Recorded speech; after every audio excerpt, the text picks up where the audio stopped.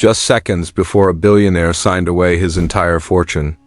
A black intern whispered 4 chilling words. Don't give her power of attorney. What started as an internship turned into a war for truth. And one girl's courage exposed everything. The ballroom was glittering with opulence.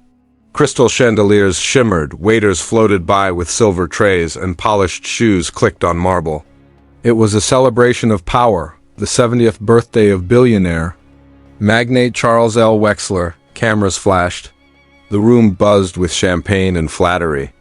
But amidst all the splendor stood a quiet figure who didn't belong, Maya Hill, a 24-year-old legal intern, the only black woman in the room. Maya hadn't planned to speak tonight.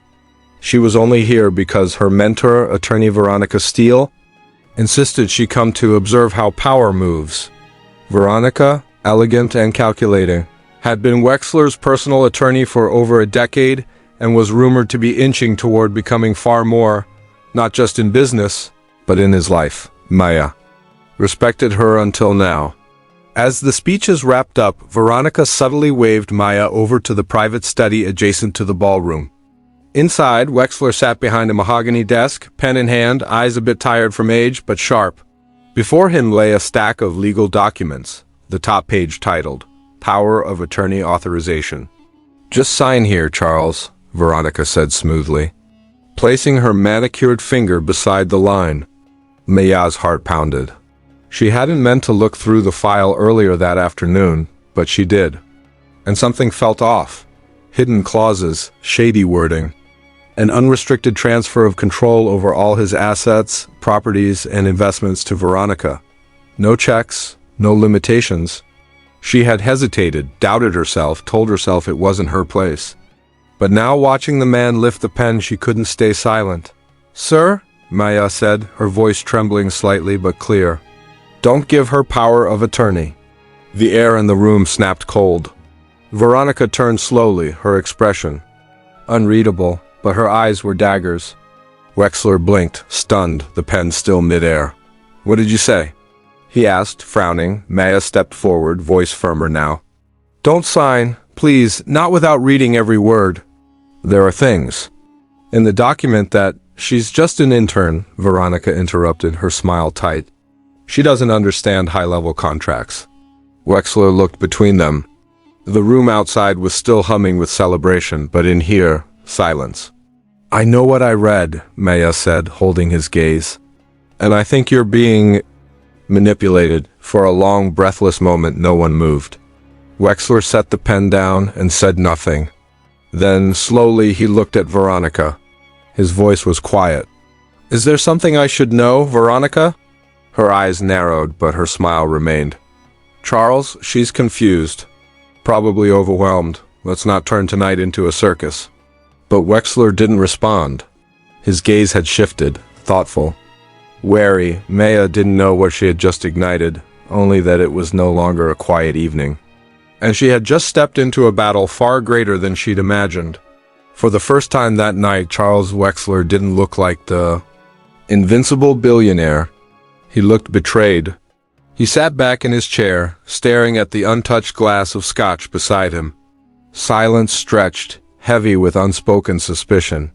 Veronica moved to his side like a seasoned performer, placing a gentle hand on his shoulder. Charles, darling, don't let this child's nerves ruin your night. I'll have the legal team walk you through everything tomorrow. But Maya didn't move. Her legs trembled beneath her professional slacks, but her voice was steady. Sir, if you want, I can show you what I found. Page 14. Subsection B Clause 6. It gives her access to liquidate and reallocate all your holdings, with no obligation to notify anyone, not even your board. Wexler's face went pale. Veronica's tone shifted, less sweet, more steel. Maya, I suggest you excuse yourself. Maya turned to Wexler. You built your empire with instinct. Trust it now. The tension cracked like ice underfoot. Bring me the document, Wexler said, his voice low. Veronica flinched. Maya handed him her annotated copy, the one she wasn't supposed to keep. His eyes scanned it, and as they did, his face hardened. Veronica stepped forward. Charles, if you're really going to let this girl This intern plant doubts in your mind after all we've... You told me this was a routine update. He cut in coldly. Because it is. Then you won't mind if I have my independent counsel review it, he said, locking eyes with her. Veronica's eyes flashed. You're making a mistake. No, I almost did, he replied. Maya barely had time to process what had just happened. Veronica stormed out, heels clicking like gunfire. And suddenly, Maya was alone in the study with a man whose signature could shift billions, and who now looked at her like she might be more than just an intern. He leaned back. Where did you learn to catch something like that? My mom was conned when I was 13, Maya said softly. Lost our home? I learned to read contracts like they were survival guides. Wexler didn't smile, but his expression shifted, a trace of respect blooming beneath his billionaire mask. Thank you, he said. That took guts? Maya nodded, grateful for the acknowledgement, but inside she was spiraling. She'd just publicly challenged her own boss, one of the most powerful women in corporate law. And Veronica wouldn't let this go quietly. Later that night, Maya's phone buzzed. Blocked number, she answered. Veronica's voice came through, calm and sharp. I hope you enjoyed your little moment of glory, Maya, because you just signed your career's death sentence. Click. Maya sat frozen in her apartment, staring at the phone. Her dreams of becoming a lawyer, everything she had worked for, might have just gone up in flames. But then why didn't she regret it? 3 days passed like thunderclouds hanging low. Maya didn't sleep much. She kept waiting for the email, the call, the letter, something, and then it came. A cold, sterile message from Human Resources. Your internship with Steele and Associates has been terminated effective immediately. Security will retrieve your ID badge from your apartment. No explanation, no thank you. Just silence after the storm. She sat on her apartment floor, the letter crumpled in her hands, staring at the cracked ceiling above. The fear came in waves: student loans, unpaid rent, her mother's medication. She had nothing else lined up. She was nobody in a city full of legal sharks. Who would believe the word of a broke intern over Veronica Steele? That night, her mother called. How's work, baby? Maya paused. She wanted to lie. She wanted to say something light. But her voice broke. I think I just ruined everything. There was silence on the other end. Then her mother whispered, Did you do the right thing? Yes. Then everything's not ruined, her mom said gently. It's just begun. The next morning, Maya was preparing her resume again, her laptop filled with rejection letters. Suddenly, a sleek, black town car pulled up outside her building. A suited driver stepped out. Miss Maya Hill? He asked. Mr. Wexler would like to see you. Confused, heart-pounding, she climbed in. She expected a cold office. She expected guards. She didn't expect Wexler to greet her at the front doors of his estate in a cardigan and slippers holding 2 mugs of coffee. You ever been to a billionaire's home office? He smirked. Can't say I have, she replied, stunned. He led her into a sunlit room lined with books and antique maps, and then he handed her a contract. Full-time. Legal researcher. Private counsel. Reporting directly to me, Maya stared. I don't understand. I asked my team to verify everything you found. You were right. I nearly signed over my legacy. And I want people like you around, people who aren't afraid to speak truth, even when it's dangerous. But I'm not even licensed yet. Then I'll help you finish. And when you pass that bar exam, I want you in my legal team, permanently. Maya blinked away tears. He wasn't done. I've also launched a review of Steele and Associates, and I may need someone to testify. She hesitated. She come for me. He leaned in.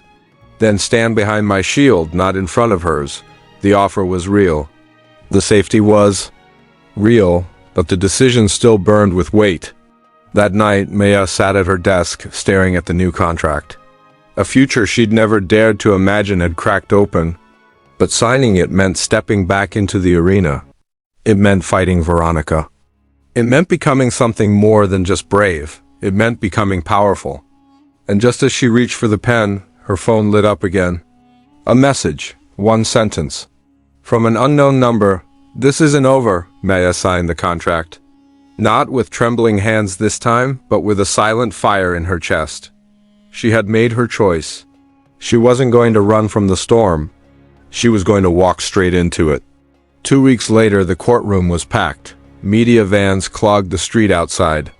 The case, Wexler versus Steele and Associates. Charges, breach of fiduciary duty, fraud, and attempted unlawful asset transfer. And at the heart of it all, a single young woman who'd said, "Don't sign." Maya sat behind Wexler's legal counsel, her new team. Her badge said legal assistant. But her presence said much more. Veronica entered the courtroom. In a designer suit, cool as marble.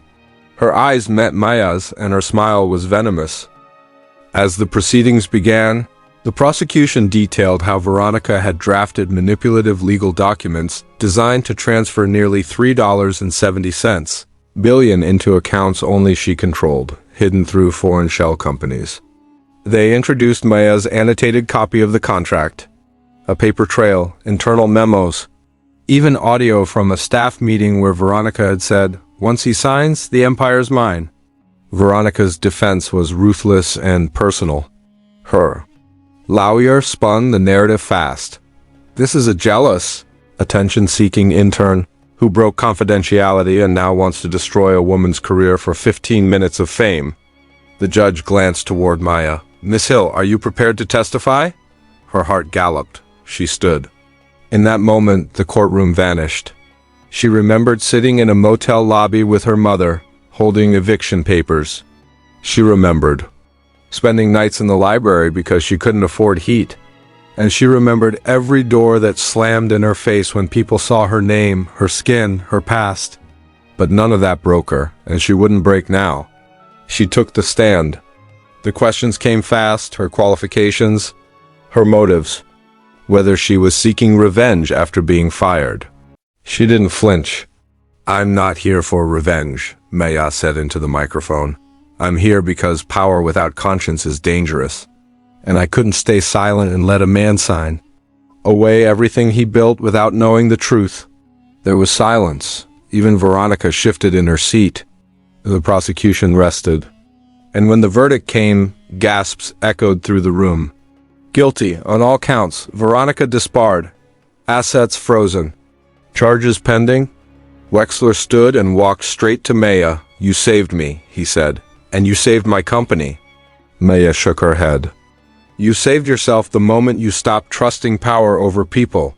Outside the courthouse, reporters swarmed. "Miss Hill, any statement?" She looked into the cameras, her voice strong. "Courage doesn't come from having nothing. To lose, it comes when you risk everything to do what's right." But as she walked away, a man in a gray suit watched from across the street. Phone to his ear, smiling. "We've got a new problem," he said. "The girl's becoming a symbol. We'll have to deal with her." The world changed fast after the trial. Maya Hill became a name whispered in legal circles and spoken out. Loud in boardrooms, the girl who stood up. The intern who stopped a billion-dollar fraud. Overnight, she went from invisible to influential. Her face appeared in magazines. Law schools asked her to speak. A scholarship fund in her name began trending. But fame was never her end goal. In the weeks that followed, Wexler kept his promise. He promoted Maya to junior associate in his private legal team and paid off the remainder of her law school tuition, anonymously, of course, until she found out. When she tried to thank him, he simply said, "You already paid me back." In truth. Yet, as her world rose, so did the shadows. The man in the gray suit had a name, Lawrence Creed, Veronica's former financial partner, a ghost in the world of offshore banking. And Maya, without knowing it, had disrupted more than a power grab. She had exposed a system. Late one evening, she returned to her apartment to find the door slightly ajar. She stepped inside carefully. Nothing was stolen. Nothing broken? But one thing was missing, her annotated contract copy. The original document she had saved gone. And in its place on her desk lay a note, "You're brave, but you're not untouchable."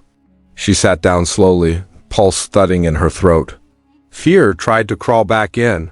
That same fear from when she had nothing, when silence was survival. But she wasn't that girl anymore.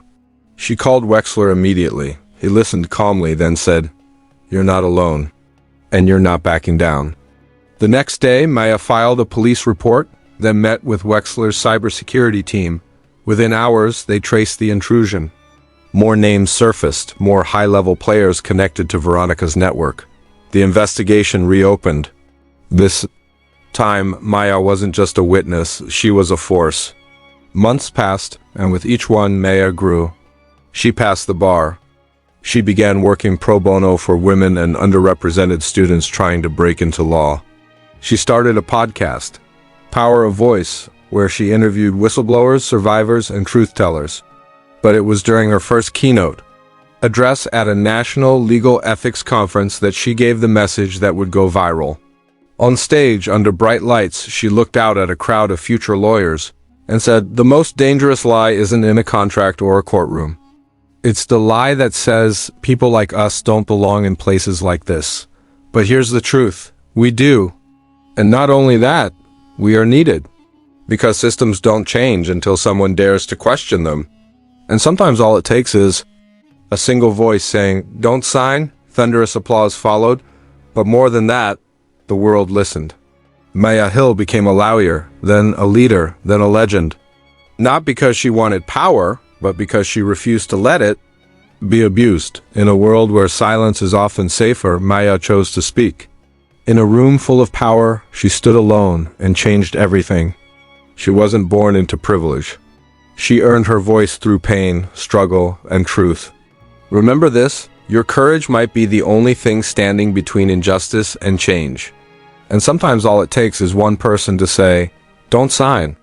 If this story moved you, if it lit a fire inside you, then don't let it stop here. Subscribe to this channel for more true-to-life stories that inspire, empower, and remind us that one voice can make a difference. Leave a comment below and tell us, have you ever spoken up when it mattered most? And share this video with someone who needs the reminder. Courage is contagious. Hit the bell icon, because the next story might just change how you see the world.